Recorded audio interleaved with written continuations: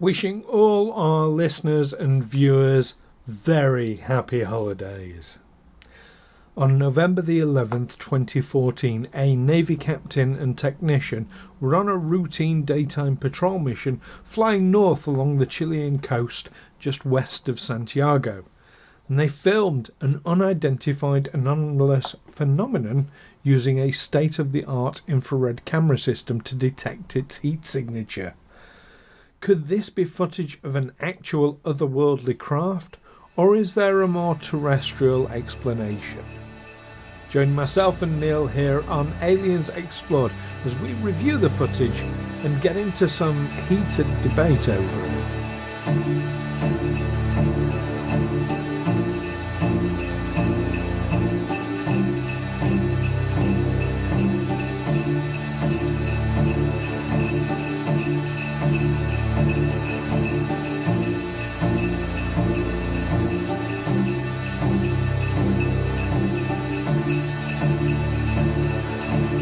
Aliens Explored is a weekly podcast exploring famous and obscure cases of UFO sightings, alien abductions and other strange events from both a believing and a sceptical perspective whilst keeping an open mind. I'm Stu Jackson, a professional actor and amateur ufologist with a particular interest in the crop circle phenomenon. I'll be debating that otherworldly visitations are real.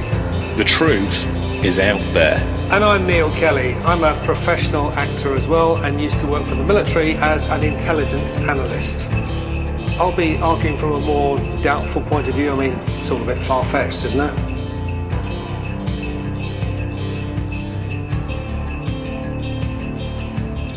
Hello listeners and welcome back to Aliens Explored, this time for your special Christmas episode. Although the theme isn't particularly Christmassy, but we're looking very Christmassy here. I'm one of your hosts, Neil Kelly. And I'm your other host, Santa Stu. Santa Stu, got your Santa hat on, got your Santa background. The most Christmassy background I could find at short notice when I realised this was, we're going to do a Christmas one. So I've got the Aurora Borealis behind me, so it looks like I'm sat out in the cold. When you're tucked up in the warm with your Christmas tree. With your scarf on. You've got your earmuffs on though. That is the weird thing about working in this industry, isn't it? When you start doing Christmas things months before Christmas. Yes. You go to shows, you've got to put on Christmas party hats and pull crackers. To give the listeners a bit of a peek behind the curtain, because you and I were going to be very busy during December, aren't we? We are indeed. Yeah, we both got our commitments, and creeping into November as well. So we're doing these a little bit in advance. It's still October. We haven't even had Halloween yet. No, we haven't. But we know that the minute Halloween is over, 1st of November. All Hallows, was it All Hallows Day, All Saints Day, or All Hallows Eve? Yeah, Halloween is All Hallows Eve, but what's the next day? What's it the eve of? Is it Day of the Dead? It's not like the Mexican Day of the Dead, is it? That's in February. Yeah, whatever it is. That is the day that all the Halloween decorations come down and the Christmas decorations go up. I don't think there is an interlude. If anything, there's an overlap. I'm usually the one on social media sort of really criticising people for talking about Christmas when we haven't had Halloween. I mean, even in November, although you and I have worked as seasonal characters in November. But yeah, I think towards the end of November, okay. But I rarely put up decorations myself. It's just this is not my house. It's not, well, it's presumably somebody else's house. That's just a Zoom background. That's not what my house looks like at all. Yes, and I'm not really out in the woods in the Arctic Circle. The magic. That is Zoom. Well, as well as going forward in time, though, to Christmas. In this episode, we're also going back in time, not very far back, 2014. Nearly 10 years ago. 9 years ago. 2014. It was November 2014. So yeah, so nearly 11 years then. No, 9 years. No, 9 years. You're the wrong way. Anyway, we're not here to I test can't our do maths. maths, honestly. We're here to talk about some footage that was taken by a Chilean military helicopter in 2014 and was released to the public in 2017. That's correct. Just over 2 years later. Now the Chilean government, I think, they're absolutely brilliant with this. UAP footage, they're very open about it. Like, you compare that to other nations, looking at you, America, and ourselves, Great Britain, where UAP footage taken by military in particular is kept very, very secret and not discussed. Chileans are very open about their UFO investigations, UAP. Well, the British government is ludicrously secretive. I mean, even compared to my dealings with Americans, they're far more open than we are. I remember working in Army Intelligence, and we had this manual that was classified secret, not to be taken out of the building, the special secure building that we worked in when I was in training. And we had a Canadian NCO attached to us. And I went to see him in his room, and he had that same book on his bookshelf in his bedroom, completely insecure location, and it was classified restricted. Well, restricted is the lowest military classification. For instance, what's on the menu for lunch in the cookhouse every day is restricted. What time morning roll call is restricted information, even though it's the same every day. So, yeah, everything has some theoretical classification, but yeah, it went from secret to restricted just between two nations.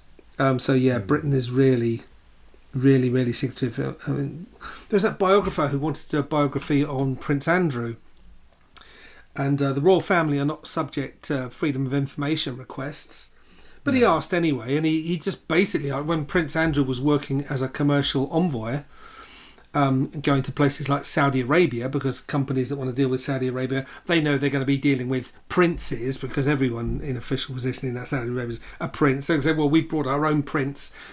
So he just asked the question, so basically, can we have some details about what he was doing on our behalf for the taxpayer?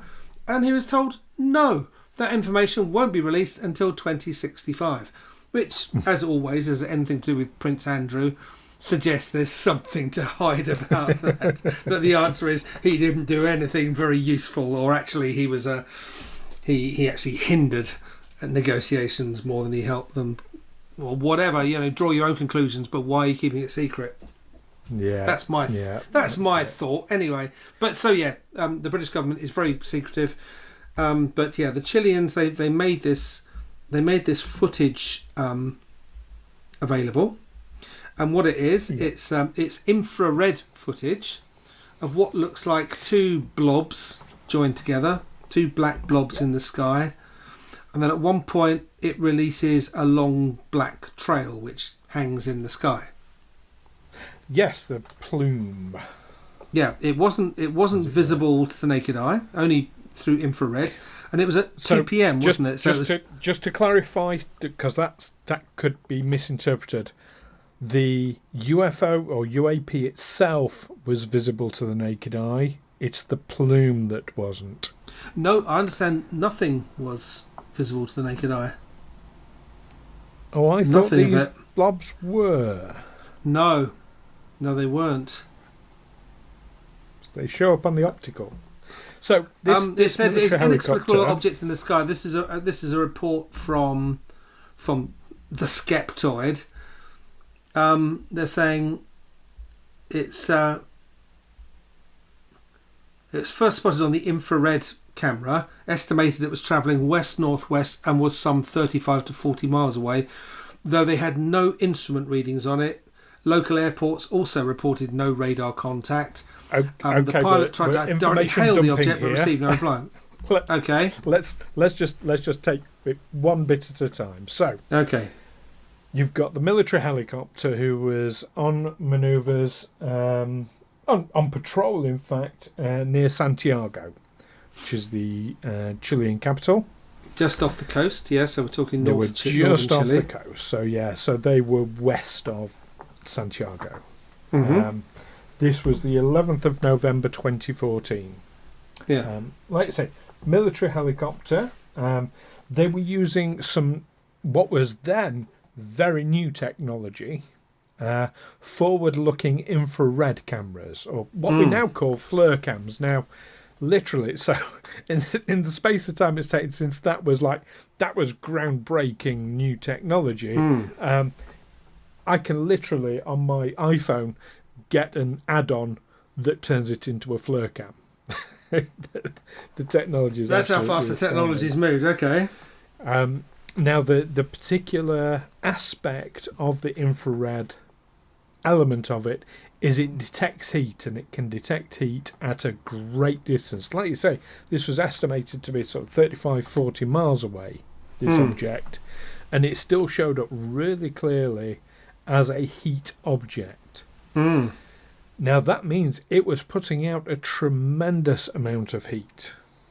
And indeed the fact it showed up as a black, really clear black blob, as it were, that means it must have been incredibly hot. I haven't found any estimates as to what heat it must have been, but to be detectable at that sort of range, that's not it's not a warm object. You wouldn't want to touch it. Let's put it that way. Okay, but anything you'd find on a fighter plane, it needs to identify and target objects that might be 50 or up to 100 miles away. Mm-hmm. So they will fire a missile. I guess they will pick it up on their radar and fire a missile, and the missile will eventually pick up the heat signal and home in on that. So initially a missile is fired blind in the general direction and then relies on its own sensors to pick up a target. That's as I understand it. Not necessarily the right target. Which is how, unfortunate situations do occur. Now, interestingly, though, this particular object, or possibly two objects, it's really hard to tell, did not appear on radar at all. Yeah. The helicopter crew tried communicating with it, and by that I can only presume they tried radio contact with it. Did not get a response. But they tracked this thing. They tracked it using their FLIR cam. Now, this FLIR cam, they could switch back to optical, and this is where we have a discrepancy in our reports. No, as I understood it, the object itself was still visible as a glowing orb, or on the infrared camera, but not to the naked eye. On the optical version, when they switched it from infrared to optical, then it vanished. It was they only had the only video footage. I like the way they it's on YouTube and they've set it to music. But that wouldn't be the Chilean government. I guess that wouldn't be the Chilean government. No, but let's say it's been released. Somebody, some YouTuber has put music to it. Yeah. Well, it definitely twice it emits a plume, and again, because this shows up really clearly on the infrared, it's of something that is heated. This is out over sea, so it's again west.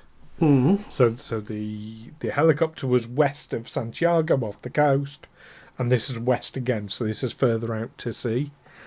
Twice it emits this long plume of it looks like a bit like a plume of smoke, I suppose, doesn't it? It looks black on that footage, Which means it's hot. Yeah. Yeah, I guess if it's steam, yeah, it probably is. That's been emitted from a jet engine. Then steam probably or hot gases of some description. Yeah, absolutely. The object was moving pretty much the same speed as the helicopter, so they know that was 130 knots. Now, I was going to do a conversion of knots to miles per hour or kilometres per hour. There's not much difference between knots and miles per hour, is there? I mean, it's is there not? I don't think so. So we're not talking massively high speed. Not for an aircraft. This is what the crew triangulated themselves.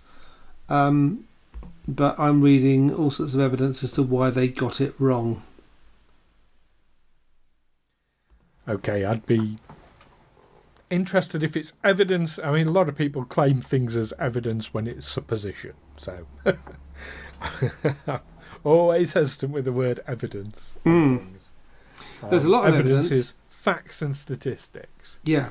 If the crew noticed it was moving at approximately the same rate as them, I would take that. I can take that. And don't forget, the Chilean government did a 2-year investigation into this, and they themselves have not countered that. They haven't said. There are flaws. There are flaws with the investigation as well that have been pointed out. Are there? So okay. First of all, working with the evidence they had the timestamps, GPS track of the helicopter taken from the video, exact log of its time, speed, position throughout its mission, interpretations of all the other data recorded by the infra-red camera, including the timestamps, the camera's mode, direction, zoom level, and also there's a publicly available ADS-B track of a commercial airline, the Iberia Airlines flight IB6830, giving it its time, altitude and position data. And the reason why the airliner fits in is because that according to the time, position data, the IB6830 would have occupied the exact position on the helicopter's infrared camera that the UFO did. So when the crew first picked it up, the IB6830 had just completed a northward turn from Santiago airport and was heading north, gaining altitude. So it was on a roughly parallel course to the helicopter, just a bit further north, but obviously going much faster. But from the perspective of the helicopter, it would have looked like it was going slowly to the west, or was it west-northwest as they thought. So when they contacted ground stations asked for radar contacts, they were told there's nothing there because they were actually looking in the wrong place. It's what the camera they were using was a close range camera system used for things like police search and rescue, other applications like surveillance, but say very different from what you'd find on a fighter plane that's used to identify targets a long way away. So there's this suggestion that what they did, they misidentified the location just because they were using the wrong kind of camera. They picked up an aircraft but misidentified it. So ground radar looked at that spot and said, no, there's nothing there. But they would have seen the aircraft, but it wouldn't have been where the crew were saying they saw it. So basically a passenger jet is what you're saying. A passenger jet, yeah, and those two blobs are exactly what the engines of a 4-engine jet plane would look like. 2 engines on each wing. You get 2 sort of blobs that look sort of slightly close together. And then when you get the contrail, what they're saying is contrails look exactly like that. They show up the same black colour as warm, dense clouds, but they're not constant because fuel-burning aircraft produce water vapour. And if the ambient temperature and humidity are right, that water vapour quickly condenses into a persistent cloud. But atmospheric conditions are never homogeneous, so you get pockets of warm and cool air. So if the conditions are right on the edge, the contrails will stop and start as the aircraft flies through various bubbles of humidity. So it's visible in countless videos of planes leaving contrails, and that's what's being suggested here is that's what the helicopter crew witnessed. Why couldn't the Chilean committee figure this out for themselves? They say, can I ask some questions? Yeah. Because that's going to be one of my questions, but I have some others first. Okay. First of all, where is this evidence coming from? I'm reading a report in the Skeptoid, but it's not. They're not saying it's evidence. What they're not producing any evidence. They're just. You used the word evidence. Okay, I use the word evidence. Evidence would be you can look at infrared footage of passenger aircraft, and they will look like this. Okay, does it that? Because yeah, you get the two sort of blobs. I don't recall together, ever seeing that. Which will be the engine or two engines on each wing, and the contrails, which will be sporadic because when the conditions are different, you don't really see a contrail, and then it will fly through a bubble of humidity, and you'll see a contrail. Because it's not only the engines that get warm; the fuselage itself is warm as well. It has to be, otherwise the people inside would freeze. So why are we not seeing the fuselage? Well, no, because it's insulated, isn't it? The outside of a plane is freezing. Okay. Yeah. Well, let's go on to this, and it's the really very very well. So, no, let's hold off on that question just for a moment. Why didn't, if it was just a commercial passenger jet, the Chilean military pilot, why didn't they identify it as such? Because you'd have thought, these are highly trained individuals. You would think, it's inexcusable for people to be so unfamiliar with common infrared signatures generated by everyday aircraft that they wouldn't have recognised them. But what's hinted at here, first of all, they chose to make the video public by giving it to a UFO author called Leslie Keane, rather than to a well-known and respected newspaper or TV network. She's a career UFO advocate and a firm believer in alien visitation. She was co-author of the infamous New York Times story that supposedly broke the news of the US Navy's ATIP program. Is infamous your word or the word of the Skeptoid? The word of the Skeptoid. So, according to the this anonymous troll on the internet. According to the CEFAA's website, the Chilean Commission for the Study of Unidentified Space Phenomena which is a purely civilian amateur UFO group going back some 50 years, based in Santiago. They were friends, like-minded guys, according to this, who like to meet and talk about aliens and UFOs, very much like amateur UFO groups. The director was Sergio. Point of view, is it? Yeah, the director was Sergio Bravo Flores, a local airport meteorologist who got into it originally because it was the phone number people called when they wanted to report a UFO. So, relatively, basically, what they're saying is this wasn't handed to a committee of experts. It was handed to a bunch of guys who were interested in UFOs. And would just disregard anything that would suggest otherwise. Hang on, so because I don't want to go too far down this. Let me just say this final bit. Just in conclusion, it wasn't in quotes the Chilean government so much as it was a small group of UFO enthusiasts who examined it. No, it was a group of scientific experts working for the Chilean government. So the Skeptoid, is a rabid disinformation website. Now, I'm not saying there isn't a rational explanation for this Chilean UFO, but that is an incredibly biased perspective.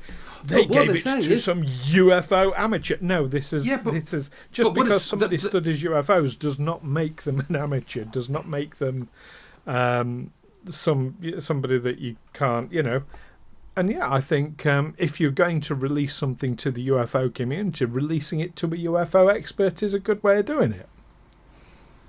You would think releasing it to someone who's used to looking at footage of things in the sky, someone who's an air like defense a UFO expert. Yes, like a UFO, but not someone who's a ufologist, but someone who looks at UFO from the perspective of air defense. There's something in the sky. We need to know what it is. That's the point. The Chilean government had done that for 2 years. They had air defence experts, military experts, scientific experts, meteorologists looking at this for 2 years and could not come up with a solution. Yeah, because what it's saying here is actually it wasn't that. It was they gave it to a UFO for Leslie Keane. What I'm suggesting is that what it's saying on the skeptoid is... I'm going to choose my words very carefully here, is incorrect. No, what I'm saying is... I'm not going to say it's lying bollocks. That's sort of like, but it's stuff you can check yourself, isn't it? You can look yourself at infrared footage of a commercial aircraft and see if it looks like that. That's fair enough, but what I'm saying is there is a huge amount of spin and emotive language being used from the skeptoid. They are saying things that are actively incorrect, that are untrue. They're saying... They're quite notorious for it. Okay, but, people like Leslie Keane are quite notorious for making claims about UFOs that really don't stand up. She's a UFO advocate and making a believer. Claims or putting forward theories, because there is a massive difference there. And a lot of ufologists will put forward theories that people like the skeptoid will jump on and say, oh, they're saying it's this. No, they're putting forward a theory. There's a world of difference. Yeah, but this is quite compelling. We've down a rabbit hole here that I really didn't want us to go down. Okay, so but they're saying... Let's just move away from the skeptoid and what they say, because, yeah. Okay. I'll share some things with you off air, Neil. Okay. I mean, they were... they anyway, didn't... this wasn't... Can we come back to my questions? Yeah, what's your questions? So, my questions are, if it was a commercial aircraft, why didn't they respond to the radio communication? Because if you want to hail a commercial aircraft, you have to hail them directly, quoting their flight number. Otherwise, they'll ignore you. But if you say, there is a vehicle in this vicinity, respond, Well, they're going to say... For safety reasons, they would respond. They would be talking to ground control. They're constantly in contact with ground control. They're being hailed, not by name, just a general sort of hail, to something which they've misidentified, they've misidentified the location because they're seeing it through a camera that really isn't designed for that kind of thing. In a helicopter that isn't designed for that kind of thing. Is it the Eurocopter AS532 Cougar, a multi-role helicopter designed for troop transport, medical evacuation and search and rescue, specifically not a gunship or combat helicopter. So they were just flying up the coastline. They weren't going into combat. You take... No, they weren't going to combat, but they also didn't have... The camera that they were using wasn't designed for spotting things 35 to 40 miles away. Well, no, it was fairly new technology at the time. And they had no instrument readings on it because actually they'd misread they'd miscalculated where it actually was.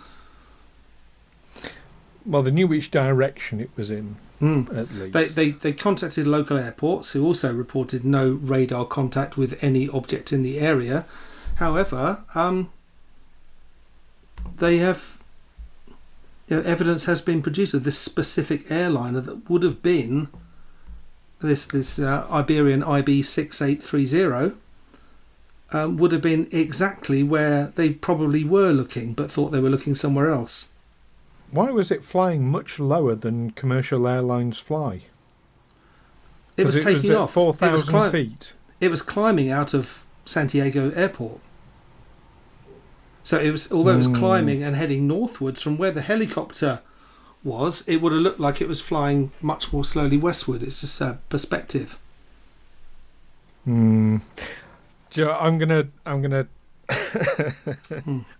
not ask my other question because I suspect to know exactly where it'll go, which would have been, how come the experts, the scientific experts for 2 years for the Chilean government missed this?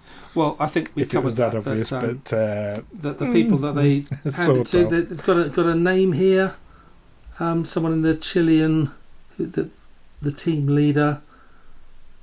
The director was Sergio Bravo Flores, a local airport meteorologist. But who was on the team? There you go. Haven't got any names and numbers of the teams. What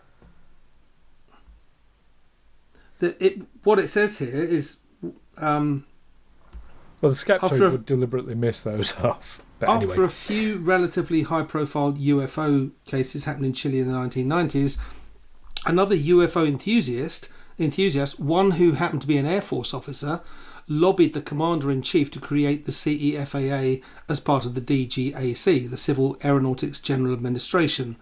So it's a small group of ufologists, less than a dozen, and it's not clear if it's a volunteer organisation or what, as they are all listed along with their actual professions, things as desperate as medical doctors and law enforcement. Okay, I'm gonna put what you just said in a completely different way. That a highly experienced and recognised military official who recognised that there is something to the ufology question, assured the government that it was worthwhile setting up a UFO inquiry committee. Because he was personally interested in UFOs. Well, no, because he recognised the reality of it.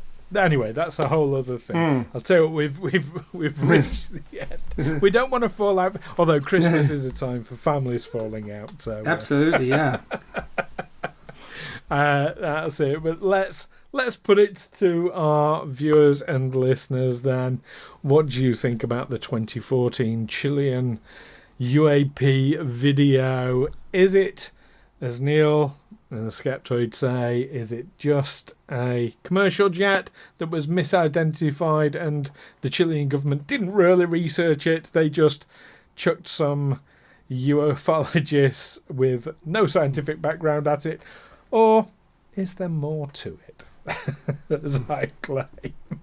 Let us know what you think via the usual means. You can email us, aliensexplored@gmail.com.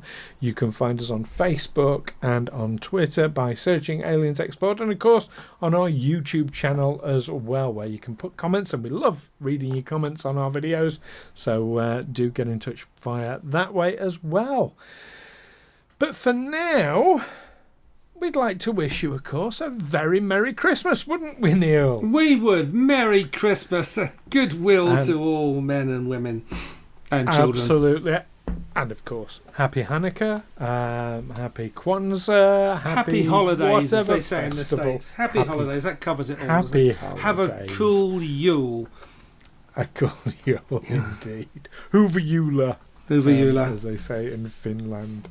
Yes, happy holidays indeed. Hope you have a splendid time with your nearest and dearest. And we'll see you one more time this year, just before the new year.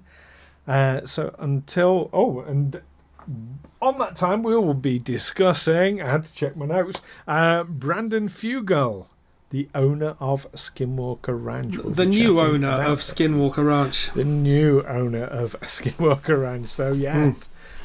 So, don't miss us for that one. In the meantime, keep watching all these videos. And, of course, keep watching the skies. Take care for now. Merry Christmas. Catch you next time. Have a very Merry Christmas. Bye-bye. Bye.